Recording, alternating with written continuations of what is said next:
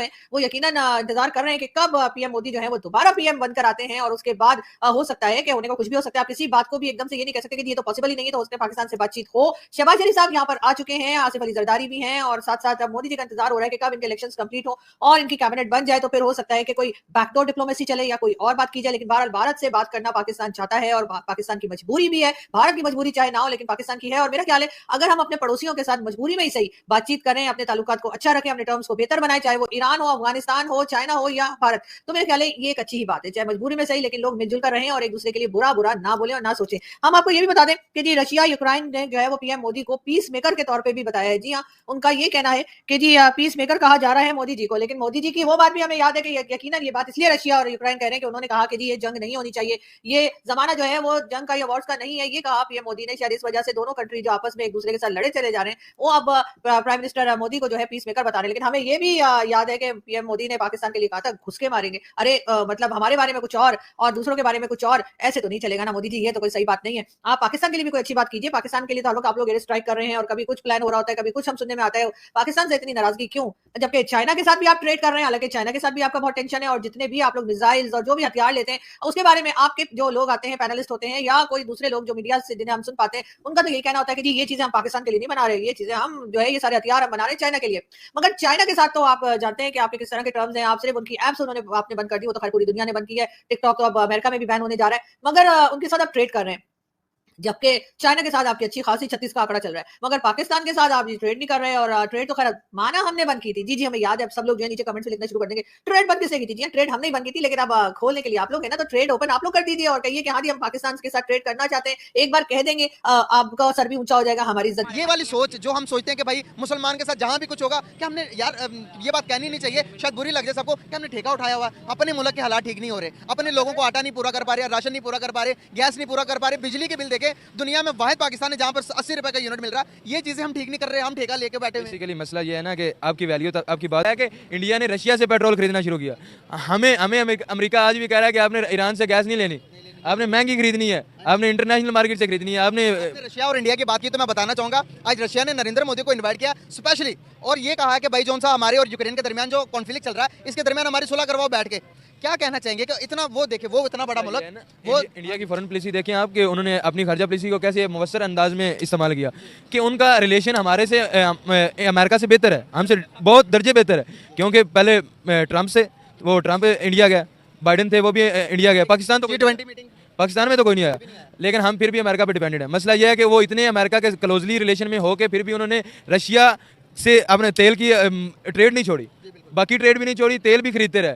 जब वो उससे जयशंकर से क्वेश्चन किया गया उनके फॉरेन मिनिस्टर से कि आप रशिया को फंडिंग कर रहे हैं यूक्रेन के खिलाफ, तो उसने कहा पूरा यूरोप फंडिंग कर रहा है, मैं अकेला थोड़ा ही कर रहा हूँ, आप पूरे यूरोप को पहले रोक दें तो फिर हम भी रुक जाएंगे। तो कैसे रोक सकते हैं? पूरा जर्मनी है, फ्रांस है, वो सब गैस खरीद रहे हैं रशिया से, जंग भी चल रही है उनकी।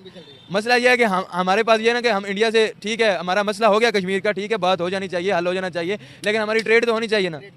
हम अफगानिस्तान से नहीं ट्रेड कर सकते। जा रहे हैं।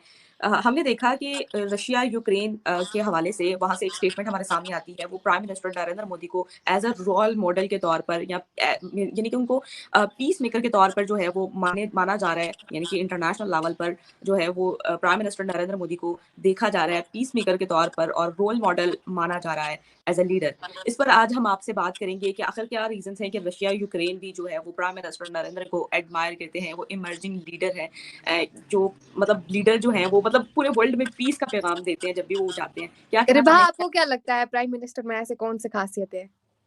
मैं अगर आप बता रोज आके बोलती है कि मैं फैन हूँ प्राइम मिनिस्टर की, प्राइम मिनिस्टर ने ये किया, प्राइम मिनिस्टर ने वो किया। मैं बताती हूँ ना, खास बात ये है कि वो अपनी कंट्री के साथ लॉयल है, वो अपनी कंट्री के साथ यानी कि वो नेशनलिस्ट होके काम कर रहे हैं अपनी कंट्री के साथ। गलत बात। वो वासुदेवा कुटुंबकम का पैगाम देते हैं, means one earth one future one family. वो सिर्फ अपनी कंट्री का नहीं सोचते हैं, वो पूरे वर्ल्ड के लिए काम करते हैं। तो I think that is the reason he is globally represented as peace maker, जो प्राइम मिनिस्टर को कहा जाता है। क्योंकि आपने देखा होगा कि किस हिसाब से उन्होंने काम किया। हर किसी का टेन्योर आया, हर किसी प्राइम मिनिस्टर का टेन्योर आया। भारत में बहुत सारे प्राइम मिनिस्टर्स आए, लेकिन प्राइम मिनिस्टर ने हमेशा से ही वर्ल्ड को एक ही पैगाम दिया है, वासुदेवा कुटुंबकम का, means one earth one future one family. और उसी टैग लाइन के अंडर, उसी के तहत उन्होंने काम किया पूरे वर्ल्ड में, पूरे भारत के लिए। और जाहिर सी बात है जिस मातृभूमि से वो है, जहाँ से वो पैदा हुए हैं, उस मातृभूमि के लिए तो वो काम करेंगे ही करेंगे। और साथ में उन्होंने वर्ल्ड को जो दिया है वो पूरा वर्ल्ड आज एक्सेप्ट कर रहा है। उन्होंने पूरे वर्ल्ड को शांति दी, उन्होंने पूरे वर्ल्ड में पीस और अमन का पैगाम दिया, अमन और शांति का पैगाम दिया, उन्होंने पूरे वर्ल्ड में डेवलपमेंट, तरक्की, सक्सेस की पैगाम दिया। दैट्स वाई वो जाने जाते हैं। तो आई थिंक उनको जो बोला गया है उनके लिए अगर तारीफ कहते हैं ना पूरे टाइम भी की जाए तो बहुत ज्यादा कम है, क्योंकि उनके उनके काम ही तारीफों लायक है। वो खुद नहीं बोलते हैं कि अब मैं वैसा हूँ, मैं ऐसा हूँ, मैं ये हूँ। कहते हैं ना कि let the action speak louder than words. तो इट्स लाइक दैट।